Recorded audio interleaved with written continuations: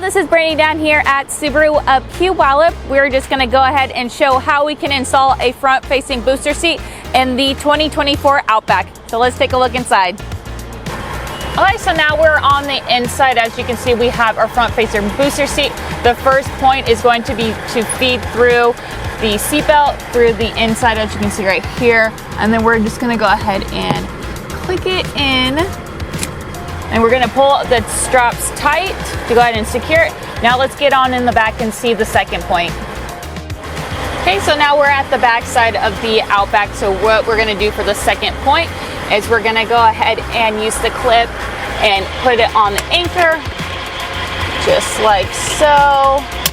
And then we're going to go ahead and pull that to tighten it, feed it right through the headrest, and there you go. Alright, so that's going to be how you install a front-facing booster seat in the 2024 Outback. If you have any other questions at all, you can visit us at 720 River Road or SubaruPuyallup.com.